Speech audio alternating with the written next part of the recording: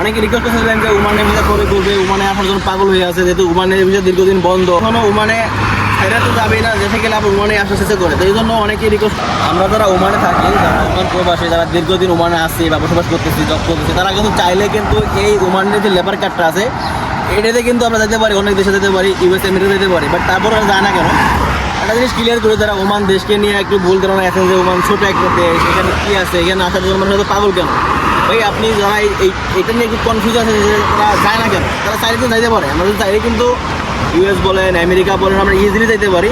এই ওমানের যে একটা লেবার কার্ড আছে এটা খুবই মানে পাওয়ারফুল। ওমান দেশটা ছোট হইলেও কিন্তু এই দেশটা এত সুন্দর একটা রুলস, এত সুন্দর একটা নিয়ম, যারা এই দেশে একবার আসছে, যারা ভালো একটা লাইনে গেছে, তাদের কাজ পাইছে সুন্দর মতো, তারা কখনো বা কোনোদিনও ওমান থেকে যাবে না। এটা হচ্ছে মেন কথা। কারণ ওমানের মতো শান্তিপূর্ণ দেশ তারা এশিয়ার ভিতরে নাই বলা যায়, ওয়ার্ল্ডের ভিতরে একটা কিছুটা পাওয়া যেতে পারে। এটা কিন্তু অরিজিনালি যারা ওমানের প্রবাসী আছে বা ওমানে তারা থাকে, তারা কিন্তু ভালো করেই জানে যে আসলে ওমানটা কতটা মানে শান্তিপূর্ণ একটা দেশ, এখানে কাজ করার মজাটা কি। আবার অনেকে বলতে না করে যে ভাই ওমানের মানুষ যায় ভাত পায় না খাইতে, ভাই তাদেরকে বলি যে আপনি ভাত পাবেন না কেন, কারণ আপনি কাজ জানেন না, কারণ স্কিল নাই। আসলে প্রত্যেকটা কান্ট্রিরই কিন্তু ভালো দিক খারাপ দিক আছে। যারা ওমানে বসবাস করতেছে, যারা দীর্ঘদিন, তারা যে কোনো একটা লাইনে আছে, ভালো একটা কাজে আসে, তারা কিন্তু চাইলে এই ওমান ছোটো কান্ট্রি কিন্তু হইতোই বা এই দেশের টাকার মান যদি কমই হইতো, তাহলে ওরা কিন্তু ইউএস আমেরিকা চলে যেত। কারণ অন্যান্য কান্ট্রির তুলনায় ওমানে যে লেবার কার্ডটা আছে, এই কার্ডটা ইউজ করেও কিন্তু সে অনেক কান্ট্রি যেতে পারে।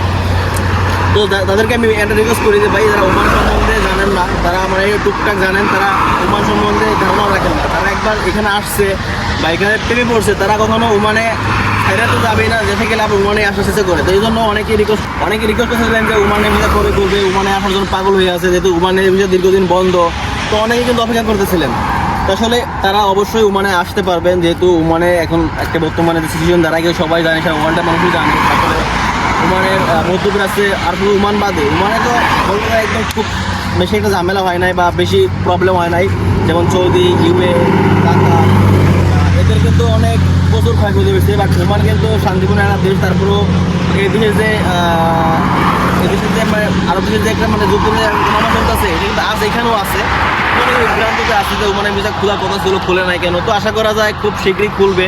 তো যেহেতু এখন পর্যন্ত কোনো আপডেট পাইনি, বা গেছে 2 মাস আগে যেখানে আমাদের একটা আশ্বাস ছিল বা একটা ভরসা ছিল যে হ্যাঁ ওমানের ভিসা খুলবে, মার্চের দিকে শেষ নাগাদ খোলার সম্ভাবনা আছে। তো এখন পর্যন্ত মার্চের শেষ নাগাদ চলে আসছে, ঈদ চলে গেছে, ঈদেরও মানে এখনও কোনো আপডেট পাই নাই।